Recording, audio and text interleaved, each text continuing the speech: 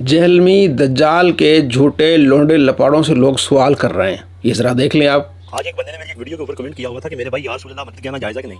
اس سے نیچے ایک نے کیا ہوا تھا کہ بھائی جان یا غوث مدد کہنا جائز ہے کہ نہیں۔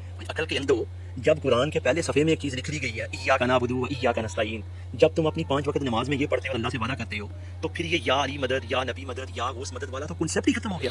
جاہل، جھوٹے، لونڈے لپاڑے، دگڑ دلوں سے لوگ سوال پوچھ رہے ہیں یار، یہ جواب دے رہے ہیں، مفتی بنے ہوئے جناب علی، ایاک نعبد و ایاک نستعین یہ پڑھ لیں، تو یا نبی کہنا، یا علی کہنا، یا غوث کہنا، یہ تو شرک ہے۔ نبی صلی اللہ تعالیٰ علیہ وآلہ وسلم کے پاس ایک شخص آیا، عرض کی یا رسول اللہ میری بینائی ختم ہو گئی، آپ دعا کریں۔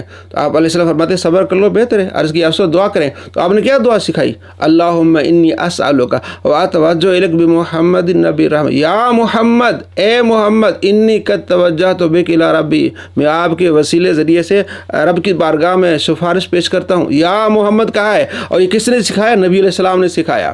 کس نے سکھایا؟ نبی علیہ السلام نے سکھایا کہ نماز پڑھنی ہے، وضو کرنا ہے، نماز پڑھنی ہے، اور اس کے بعد یا محمد کہنا ہے، اور تم یا نبی یا محمد کو شرک کہہ رہے ہو تو تمہاری نماز کہاں ہے؟ السلام علیکم ایھا النبی، اے نبی، تو یا نبی پکارنے والا تو نماز بھی پکارتے رہی، نماز کیسے ہوئی؟ ایسے دگڑ دلوں سے لوگ کیا کرتے ہیں؟ سوال پوچھتے ہیں، خود بھی گمراہ ہوتے ہیں، دوسروں کو بھی کیا کرتے ہیں؟ گمراہ کرتے ہیں۔